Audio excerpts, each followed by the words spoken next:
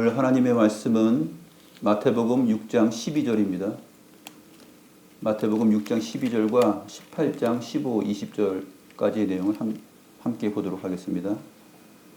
먼저 마태복음 6장 12절 말씀, 지난주에 우리가 살펴본 내용입니다.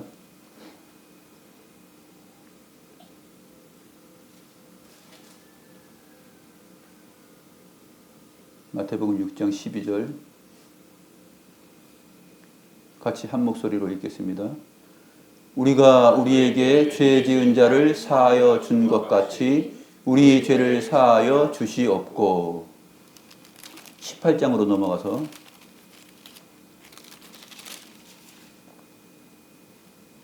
15절부터 20절입니다. 한 절씩 읽겠습니다.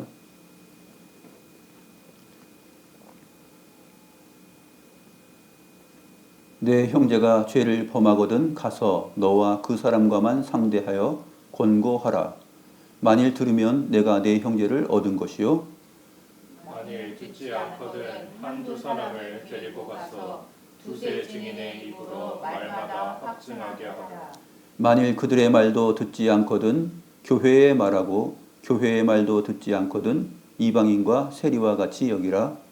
진실로 너희에게 이르노니 무엇이든지 너희가 땅에서 매면 하늘에서도 매일 것이요 무엇이든지 땅에서 풀면 하늘에서도 풀리리라. 진실로 다시 너희에게 이르노니 너희 중에 두 사람이 땅에서 합심하여 무엇이든지 구하면 하늘에 계신 내 아버지께서 그들을 위하여 이루게 하시리라. 두세 사람이 내 이름으로 모인 곳에는 나도 그들 중에 있느니라. 우리가 우리에게 죄 지은 자를 용서하여 준 것 같이 라는 이 주님께서 가르쳐 주신 기도의 내용과 오늘 부합하는 내용인데, 이 부분을 주님께서 가르쳐 주신 이 5번째 간구의 내용을 좀 더 세밀하고 깊고 넓게 살펴볼 수 있는 시간을 갖도록 하겠습니다.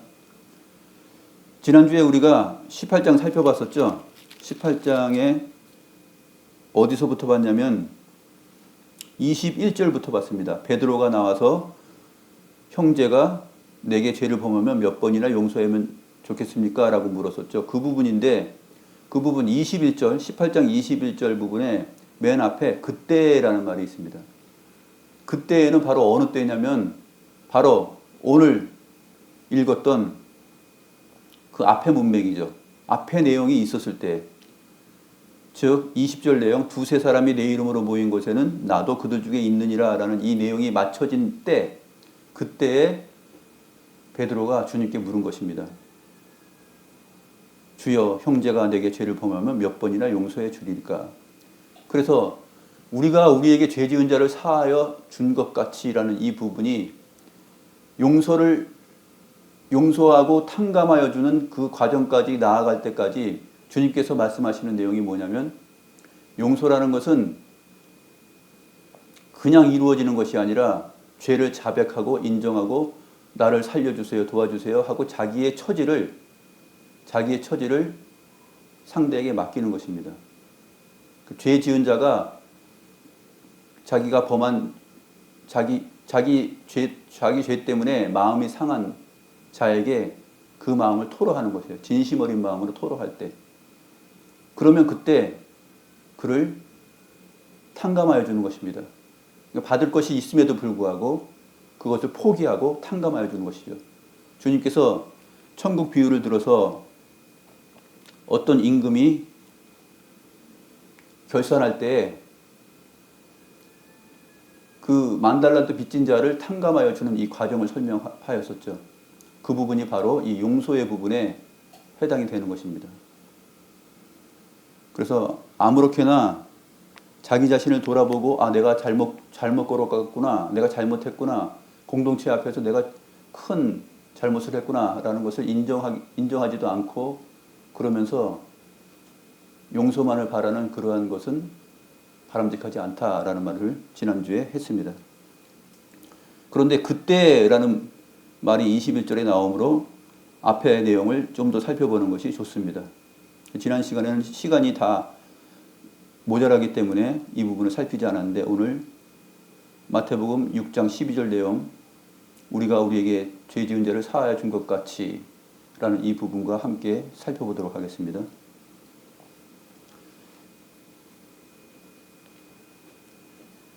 (18장) 15절부터 보게 되면 내 형제가 죄를 범하거든, 이 내용이 나오는데, 이 내용도 역시 바로 위에 있는 그 내용하고 연결이 되는 것입니다. 교회 공동체 안에서 누군가 죄를 범하였을 때 함께 지체된 형제 자매들이 어떠한 태도로 그를 대하고 주님께서 내어주신 그 질서와 원칙을 따라서 그 사람을 도울 것인가 하는 부분을 15절부터 20절까지 내용에서 말하고 있습니다.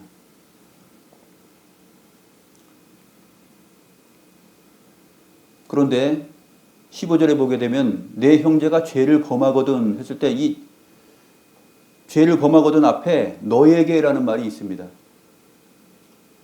신약성경 헬라어 사본에 보게 되면 초기 사본과 약간 후대 사본에 보게 되면은 너에게라는 말이 있는 부분도 있고 없는 사본도 있고 그래요. 그래서 있는 사본을 근거로 하면은 내 형제가 너에게 죄를 범하거든입니다. 형제가 어떤 사람에게 어떠한 죄를 범했는데 그 죄가 무엇인지는 나열되지 않고 있어요. 어떤 죄를 범했을까? 그것은 구체적으로 말하고 있지 않기 때문에 막연해 보이지만 이것이 사실은 막연해 보이지 않습니다. 왜냐하면 이 15절의 내용의 시작도 역시 바로 위에 있는 문맥을 통하여서 추론하고 알 수 있기 때문에 그렇습니다.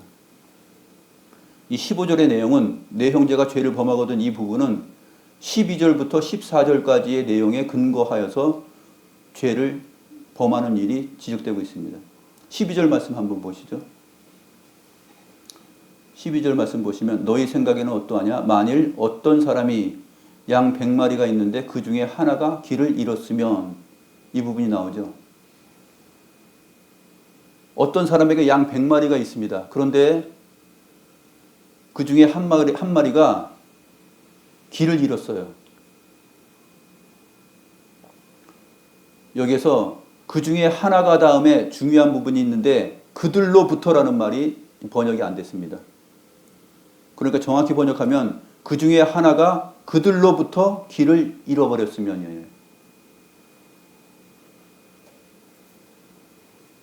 그러니까 양의 무리로부터 이탈한 것입니다. 양의 무리로부터 이탈한 것이에요. 그들로부터 길을 잃은 것이니까 나머지 99마리는 잘 가고 있는데 한 마리 양이 그들로부터 벗어나서 이탈하여서 길을 잃어버린 것입니다. 그럴 때 어떻게 해야 되느냐? 99마리를 산에 두고 이 사람이 찾아갑니다. 만일 찾으면 길을 잃지 아니한 99마리보다 더 기뻐하리라 그랬었죠. 그리고 14절에 보게 되면 이 작은 자 중에 하나라도 잃는 것이 하늘에 계신 너희 아버지의 뜻이 아니니라. 이 길을 잃어버린 이 양을 찾는 것이 하늘에 계신 아버지의 뜻입니다. 잃어버리지 않는 것이. 그래서 잃어버리지 않는 것이 곧 그를 돌아오게 하고 그를 한 공동체 안에 다시 집어넣는 일인데 그 과정을 오늘 15절부터 20절까지 설명을 하고 있는 것입니다. 그래서 내 형제가 죄를 범하거든.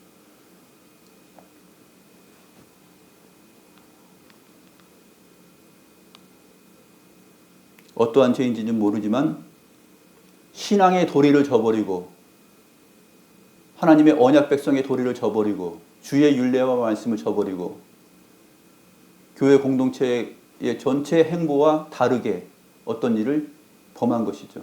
그것이 어떤 사기죄를 진 것이라든지 아니면 이단에 빠져서 지금 위험한 상황에 처한 것이라든지 아니면 음란에 빠져서 그가 그 가족과 위태로운 상황에 처한 것이든지 이것이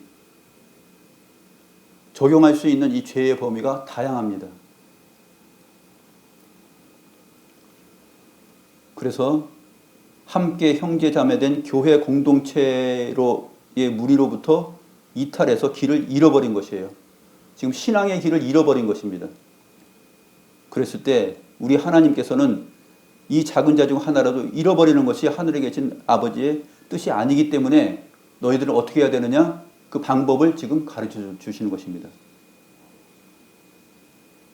내 형제가 너에게 죄를 범하거든 가서 너와 그 사람과만 상대하여 권고하라. 만일 들으면 그 형제를 얻을 것이요. 만일 들으면 그 형제를 얻는 것입니다. 그런데 만일 듣지 않으면 어떻게 해야 됩니까? 듣지 않으면 포기해야 될까요? 만일 듣지 않으면 포기하지 않습니다. 왜냐하면 하늘에 계신 아버지의 뜻은 하나라도 잃어버리지 않는 것이 아니기 때문에. 그래서 포기하지 않죠. 그래서 두세 사람을 증인을 데리고 가서 함께 말마다 확증하게 합니다. 그런데 만일 그들의 말도 듣지 않거든 어떻게 해야 됩니까? 또 포기하고 말까요? 아닙니다. 세 번째 단계까지 나아가는 것이에요. 그들의 말도 듣지 않거든 교회에 말하고, 교회 공동체 전체가 그 사람을 도울 수 있는 길을 열어주라라는 말이에요. 교회에게 말하고 교회의 말도 듣지 않거든 이방인과 세리와 같이 여기라.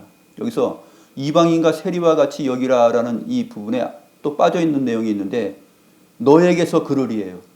이건 지금 내 형제가 너에게 죄를 범하거든 했을 때 이 너에 해당되는 사람이거든요. 어떤 형제가 그 사람에게 죄를 범했을 때 상황이에요. 근데 그것을 알고 있어요. 이방인과 세리와 같이 여기라는 얘기는 교회를 말하는 것이 아니에요. 교회가 이방인과 세리와 같이 여기는 것이 아니라 너에게서 그를 이방인과 세리와 같이 여기라. 지금 이 한 사람이 자기에게 죄를 범한 이 사건을 가지고서 얼마만큼 노력을 합니까? 아버지의 뜻을 따라서 노력을 하죠. 자기가 개인적으로 찾아가서 너 그렇게 했는데 너 그거 잘못한 거잖아. 그렇게 하면 안 되지. 돌아와. 신앙의 도리가 아니잖아. 믿음에서 떠난 거잖아. 신자로서 그렇게 살면 되겠어? 그렇게 하면 안 되지 했는데 만일 첫 번째 내용에서 그것을 들으면 형제를 얻는 것인데 지금 계속해서 듣지 않는 상황이 벌어지고 있습니다. 그래서 두세 증인을 세워서 같이 권하고 그 다음에 그들의 말도 듣지 않았을 때 교회에게 말하라 이렇게 주님께서 가르쳐주고 있는 것입니다. 이 사람을 완전히 죄인으로 몰락시키려고 하는 것이 아니라 어떤 차원에서 그렇게 하는 것이에요? 바로 13절의 내용, 14절의 내용이죠. 이 작은 자 중에 하나라도 잃는 것은 하늘에 계신 너희 아버지의 뜻이 아니기 때문에 그런 것이에요. 그래서 이 형제가 굉장히 노력을 하는 것입니다. 우리가 작년에 우리 토끼도 키우고 닭도 키웠잖아요.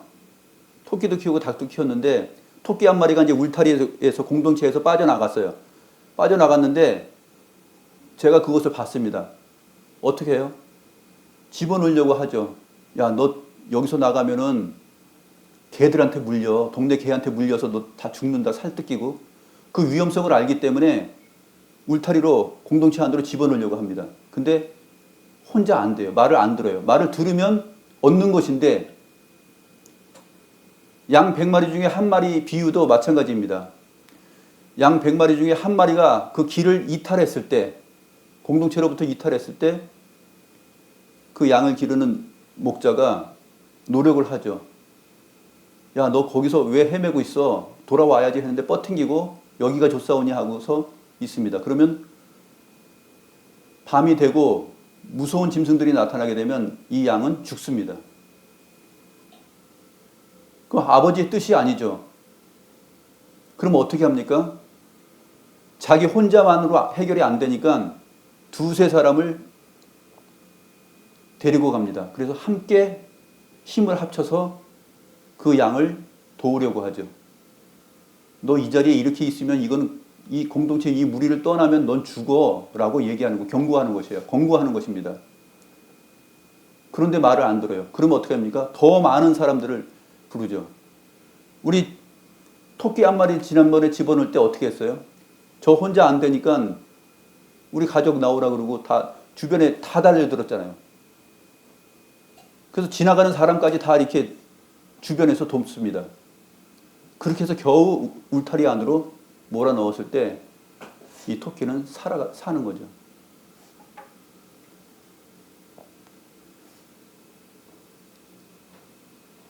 전체 99마리의 양들로부터 이탈하여서 길을 잃어버린 그 양을 다시 돌아오게 하는 일이 하늘 아버지의 뜻입니다. 그것이 이제 용서라는, 우리가 우리에게 죄 지은 자를 용서한 것 같이라는 이 교회 공동체에 가르쳐 주신 주님의 기도와 맞물려 있었기 때문에 이 부분을 살펴보는 것입니다.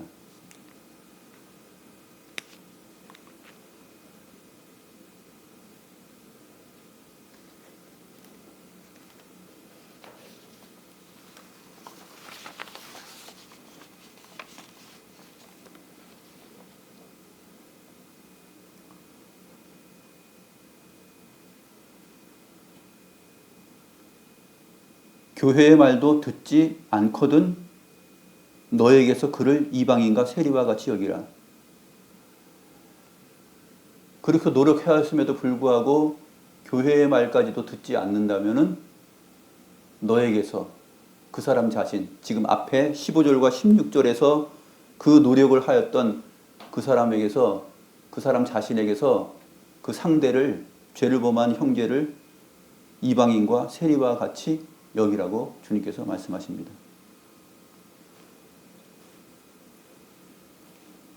왜 그러냐 하면 18절 내용에서 설명을 하십니다. 진실로 너희에게 이르노니 무엇이든지 너희가 땅에서 매면 하늘에서도 매일 것이요 무엇이든지 땅에서 풀면 하늘에서도 풀리리라. 여기서 너희는 누구냐면 교회 공동체입니다. 교회의 권세를 말하는 것이죠. 우리가 주기도문 앞에서 뜻이 하늘에서 이룬 것까지 땅에서도 이루어지이다, 이 부분에 연결되는 것이죠. 너희가 땅에서 매면 하늘에서도 매일 것이요 땅에서 풀면 하늘에서도 풀리리라. 이 부분은 왜 교회 공동체에서 교회 공동체의 권세를 말하는지 살펴보도록 하겠습니다. 이 말이 어디에서 나왔냐면 16장에 나오죠. 마태복음 16장에 보면 마태복음 16장 19절 말씀 보시면 같이 읽겠습니다. 내가 천국 열쇠를 내게 주리니 내가 땅에서 무엇이든지 매면 하늘에서도 매일 것이요 내가 땅에서 무엇이든지 풀면 하늘에서도 풀리리라. 베드로에게 한 말이죠. 베드로에게 한 말인데 왜 교회로 연결이 될까요? 18장에서는 지금 교회, 너희가 라고 말하면서 교회 공동체를 말하고 있거든요. 예수님께서 사람들이 나를 누구라 하느냐, 그리고 너희는 나를 누구라 하느냐 했을 때 베드로가 대답했습니다. 주는 그리스도시요 살아계신 하나님의 아들이십니다 라고 말을 하니까 주님께서 바요나 시몬아 내가 복이 있다 그러면서 이것을 알게 한 이는 하늘에 계신 내 아버지다 이렇게 말합니다. 그리고 18절에 보면 너는 베드로라 내가 이 반석 위에 내 교회를 세우리니 음부의 권세가 이기지 못하리라 이렇게 말씀하십니다.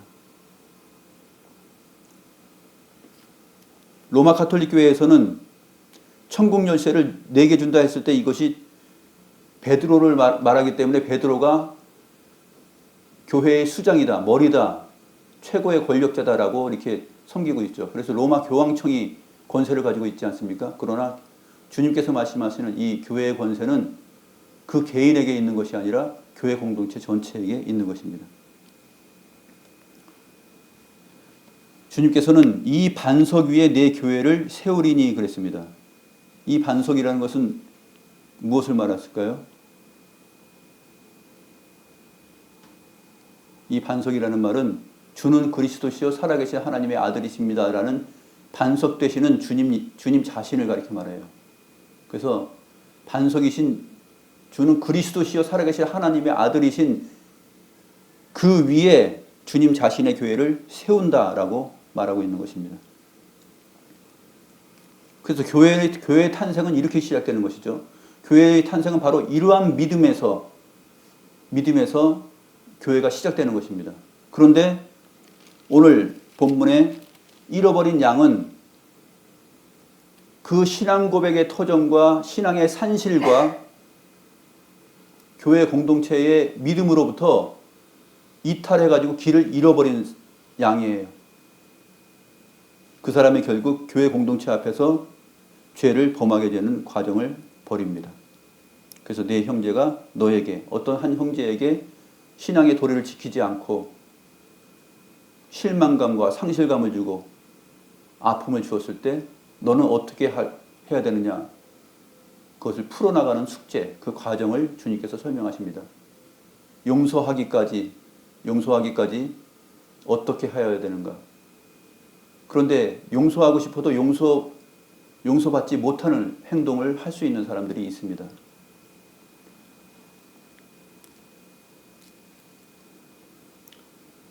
우리가 며칠 전에 재판의 결과를 봤죠. 자기의 잘못을 만약에 인정하고 내가 잘못했습니다라고 했으면은 큰 사랑이 베풀어져서 아마 이러한 결국과 파국을 또 망신을 당하지 않고 잘 해결될 수도 있었을 것이에요. 그런데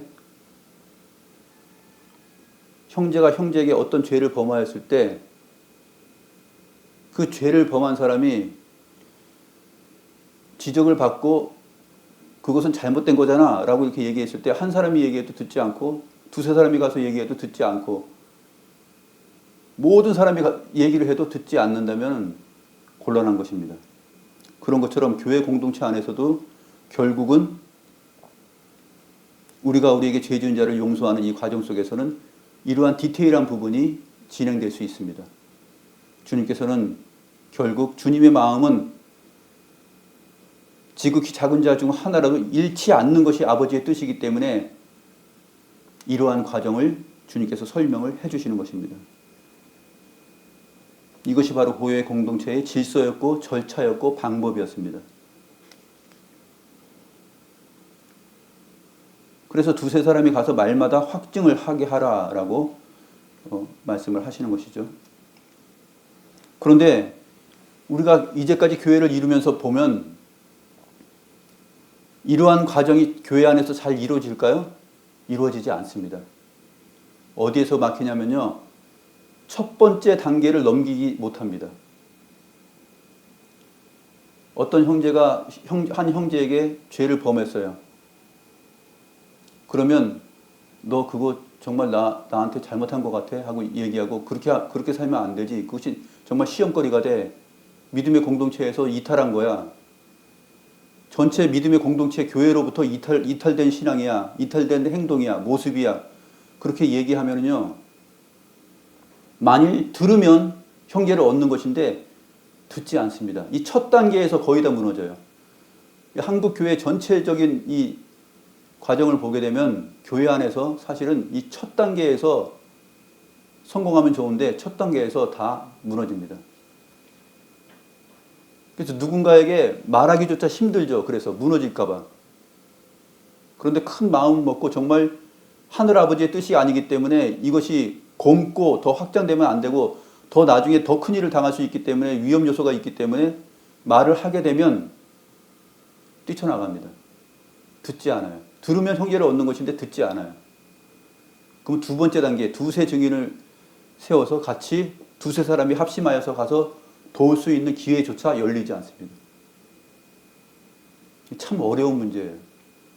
말하기도 힘들고 말을 했을 때 오히려 이것이 들으면 좋은데 안타깝게도 듣지 않습니다. 교회가 여기뿐이냐? 널려있는 게 교회인데 내가 아무데나 다른 데로 가지 하고서 이탈합니다. 완전히 이탈해버리죠. 그래서 우리 아버지의 뜻은 사랑하기 때문에 개인적으로 찾아가서 말을 하고 들으면 형제를 얻는 것인데 만일 듣지 않거든 한두 사람을 더 데리고 가서 두세 증인의 입으로 말마다 확증하게 하라 이렇게 하였는데 그것도 듣지 않는 일이 발생할 수 있습니다. 이 두세 증인의 입으로 말마다 확증하게 하라라는 부분은 신명기 19장 15절의 내용인데 한번 보실까요? 신명기 19장 15절.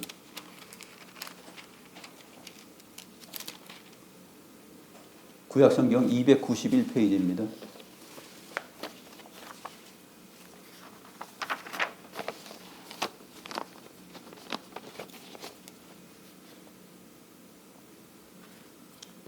같이 한번 읽어보겠습니다.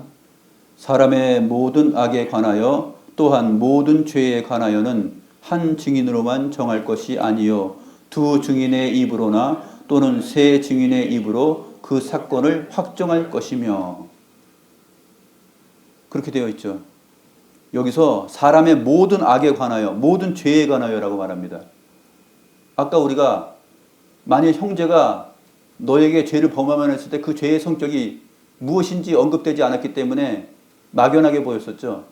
그런데 이것이 어린 양 비유를 통해서, 잃어버린 양 비유를 통해서 교회 공동체의 믿음의 산실로부터, 신앙의 도리로부터 벗어나서 길을 잃어버린 것이라 그랬습니다.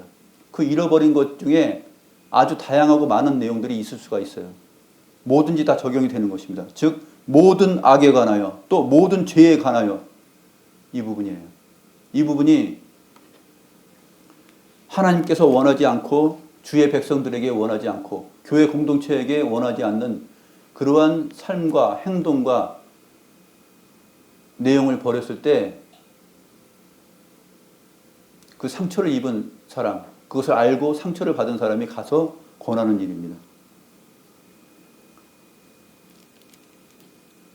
그랬을 때 그것이 무엇이 되었든지 모든 악과 모든 죄에 대하여서 이제는 혼자 안 됐을 경우에는 두세 사람이 가서 말마다 확증하여 그에게 얘기를 하는 것입니다.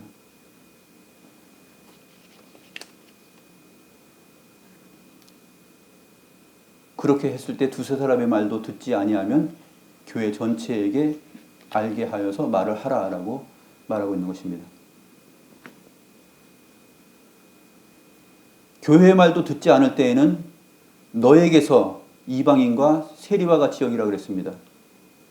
이방인과 세리와 같이 여기라는 얘기는 예수님 당시의 그 유대 공동체 안에서 이방인과 세리는 교회 공동체의 말을 듣지 않는 사람들입니다. 대표적인 사람들이에요. 그래서 회개하라 천국이 가까이 왔다 라는 그 말에도 부합하지 않는 사람들이죠. 왜 내가 회개해야 돼? 그렇게 나오는 사람들의 대표적인 인물들입니다. 이방인과 세리들. 조용히 그렇게 여기는 것이죠. 너에게서 그를 이방인과 세리와 같이 여기라 그랬으니까 그 상처를 입었지만 상처를 받고 안타까움 속에서 그러한 노력을 했지만 그럼에도 불구하고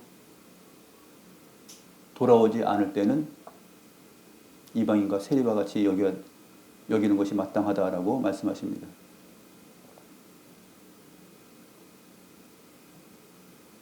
그러면서 주님께서 교회의 권세에 대해서 얘기하십니다.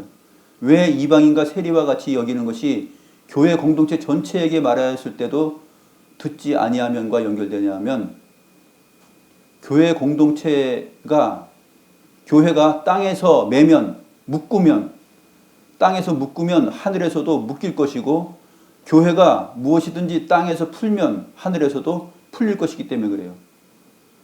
그 권세를 주님께서 교회에게 주셨기 때문에 그렇습니다.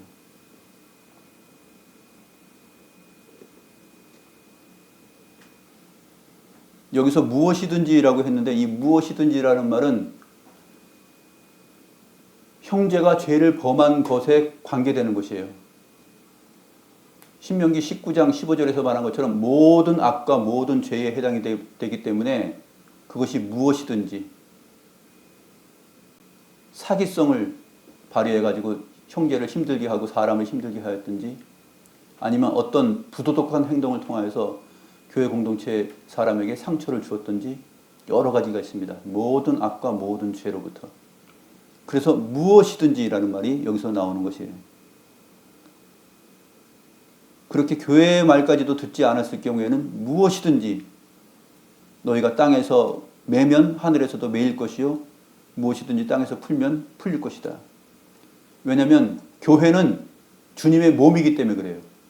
주님께서 거룩하게 하시고 한 사람도 낙오되지 않기 위해서 주님께서 피로 값주고 사신 교회 공동체요 주님의 몸이기 때문에 그렇습니다. 근데 그 몸이 병들고 골마지고 전체가 썩어가면 안 되잖아요.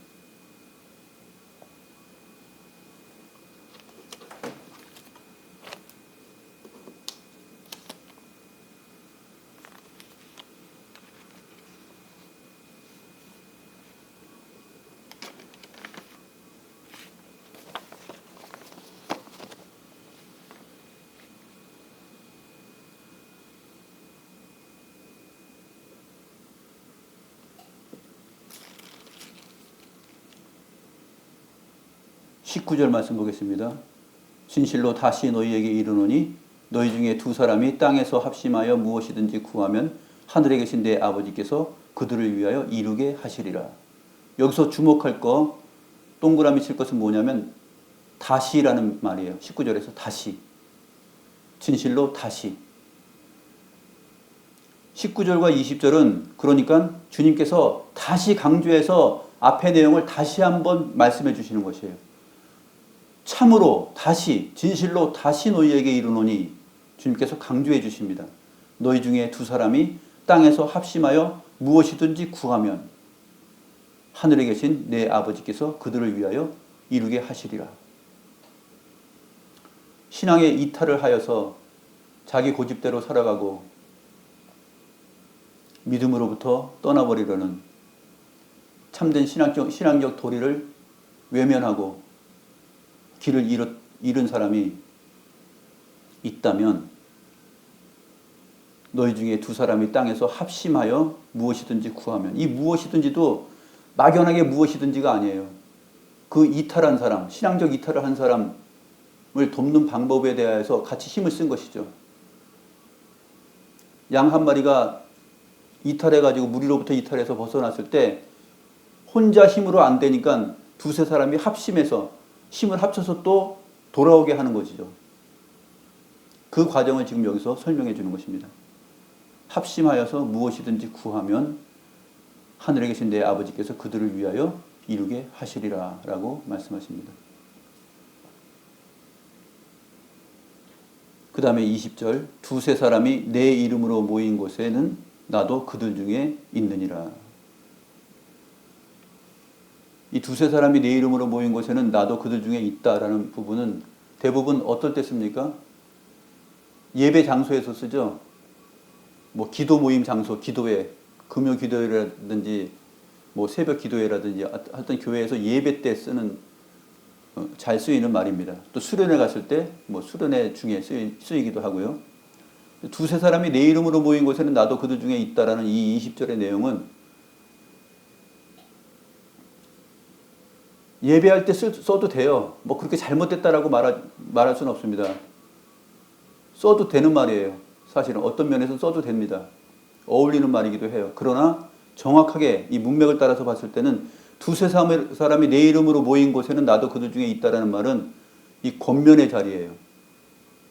신앙적 이탈을 하여서 믿음의 공동체로부터 이탈한 사람에게 그를 돌아오게 하여서 그 형제를 얻기 위하여서 함께 합심하여서 노력한 사람들이죠. 주님의 이름으로.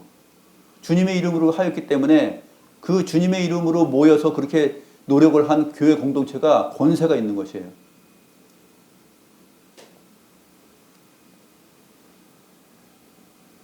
그래서 정확하게 말하면 이것은 함께 예배하는 자리가 아니라 예배로부터 진정한 공동체적 예배로부터 이탈되어 있는 자를 돌아오게 하는 그 과정과 노력, 그렇게 노력을 하고 수고를 한 이 두세 사람이 내 이름으로 모인 곳에 그 노력과 수고와 하늘 아버지의 뜻을 구하는 그 믿음과 그 자리에는 우리 주님 자신이 그 한가운데 계시다는 거예요. 그 얘기가 이 문맥에서 가장 맞는 내용입니다. 대부분은 이제 뭐 예배 소수가 예배하여서 모일 때 두세 사람이 내 이름으로 모인 것을 이렇게 하는데 그거는 사실상은 정확히 말하면 어울리지 않죠. 어울리지 않는 내용입니다.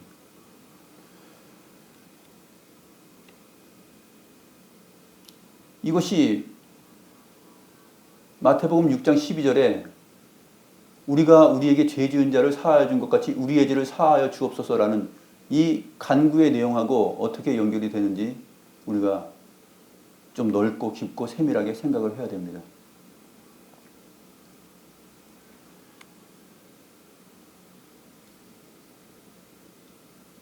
우리가 우리에게 죄 지은 자를 용서하는 과정은 하늘 아버지의 뜻을 따라서 최선의 사랑을 가지고 최고의 관심을 가지고서 이렇게 노력을 하고 힘을 들이고 하는 것입니다. 이 단계와 과정이 첫 번째 단계에서 효과를 본다면 얼마나 좋을까요? 첫 번째, 개인적으로 얘기했을 때 들으면. 그런데 개인적으로 얘기했을 때 경험상으로 볼 때 들어지지가 않습니다. 거의 다 반감을 가지고 화를 내고 뛰쳐나가는 경우들이 많습니다. 두 번째 단계로 두세 사람의 증인으로 함께 가서 노력하고 도와주려고 할 수 있는 기회가 생기지 않아요. 그것이 너무나 참으로 안타까운 일이죠. 지난 시간에도 우리가 살펴보았지만 요한일서 1장 9절 말씀, 만일 우리가 우리 죄를 자백하면 그는 미쁘시고 의로우사 우리 죄를 사하실 것이요 우리를 구원할 것이다. 우리 죄를 용서할 것이다. 라는 주님의 말씀. 죄를 사함받는 문제는요, 사랑이 많으신 하나님께서도 그렇게 말씀하시는 것이에요. 죄를 자백하면 주여 나를 불쌍히 여기소서, 친구여 나에게 참으소서, 내가 갚을게 라는 이 진정성, 그것이 있어야 되는 것이에요. 그럴 때 아름다운 용서가 있는 것입니다. 그래, 그 말을 들었을 때 모든 것을, 정말 엄청난 것을 받아내야지만이 합당하지만 그 타당한 것을, 모든 그 빚진 것을 포기하고 용서하고 끌어안는 것이에요. 탕자의 비유에서도 아버지여 내가 하늘과 아버지께 죄를 지었나이다 라고 했을 때 아버지가 끌어안는 것이에요.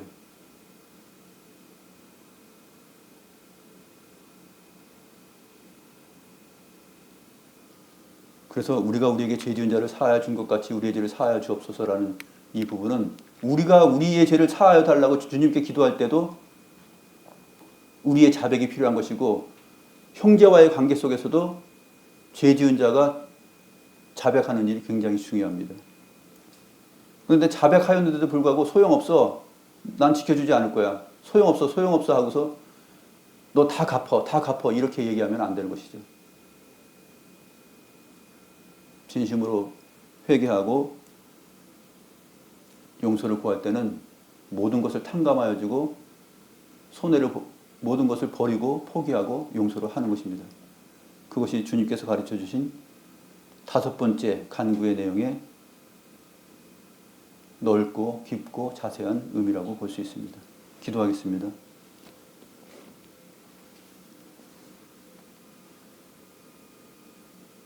지극히 작은 한 사람이라도 교회 공동체의 무리로부터 이탈하여서 길을 잃어버렸다면 그것을 안타깝게 여기고 찾는 것이, 돌아오게 하는 것이 하늘에 계신 아버지의 뜻이라 하였습니다. 그 뜻을 받들어 형제가 너에게 죄를 범하면 어떻게 해야 되는지 그 과정과 질서와 절차와 방법을, 그 사랑의 방법을 저희들에게 가르쳐 주셨나이다. 이 모든 것들을 하였을 때 듣지 아니하면 이방인과 세리와 같이 여기라고 하였습니다. 하나님, 이 안타까운 현실이 교회 안에서 발생하지 않기를 간절히 소망합니다. 언제나 이러한 일들이 예민하고 교회 질서 가운데 혼란을 일으키기 때문에 우리가 교회 공동체를 이루며 주님의 몸된 교회로서 나아갈 때 언제나 이 부분을 생각하게 하시고 이러한 상황이 벌어졌을 때 이 말씀을 다시 떠올리며 주님의 사랑처럼 우리가 형제를 사랑하며 아끼는 마음으로 권하게 하옵소서.